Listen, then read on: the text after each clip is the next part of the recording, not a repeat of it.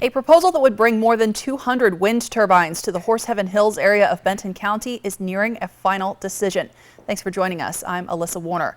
A state council is expected to make its recommendation this month on whether to approve the project. Now, I spoke with Benton County's Director of Community Development and a local landowner about the issues. We are a society that needs electricity. The question is, where is it going to come from? The state is in the final steps of determining whether to allow a huge wind energy farm on the hills just south of Kennewick. You know, the existing turbines out at 9 Mile are 280 feet high, and these proposed towers will be over 600 feet high. And there will be 230 or 240 of them as proposed. I did check with Scout Clean Energy, the company proposing this project. Officials there told me these Energy Northwest turbines at 9 Canyon are just over 400 feet tall, while most of the ones being proposed for the new project would be just under 500 feet from ground to blade tip. Energy Northwest says these turbines here can produce nearly 96 megawatts of electricity. Scout Energy says its proposed wind farm would produce more than 1,100 megawatts.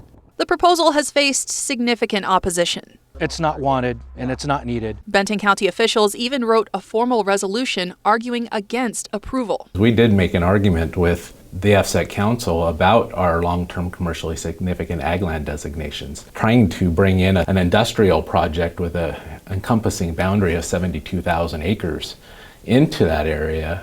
There is a lack of compatibility there. I spoke with one of the farmers whose land would be impacted by this project. My family has been farming here on the Horse Heaven Hills since the mid-1940s. Chris Wiley says he believes the wind farm could provide some financial stability for farmers facing a challenging environment. The Horse Heaven Hills community has been here a very long time, and it is historically a struggling community. The wind project would provide a secondary source of income for our family, in addition to the farming operation, which would mainly stay intact as it already is.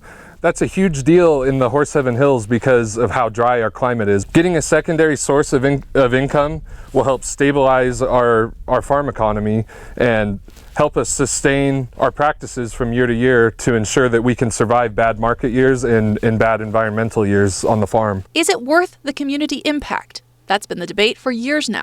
They did find that there was 3 sections, 3 resources that did have adverse environmental impacts.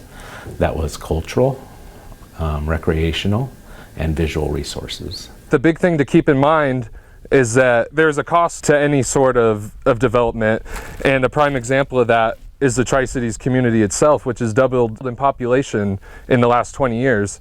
And all of that urban expansion took place on formerly agricultural lands.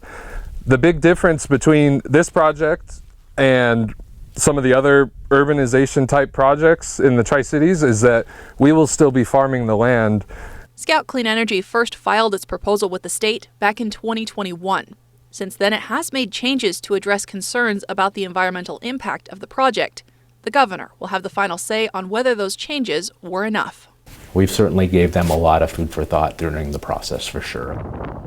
Now, the Washington State Energy Facility Site Evaluation Council, or FSEC, is expected to make its recommendation to the governor this month. Again, Governor Inslee will have the final say on the project, and that decision is expected early next year.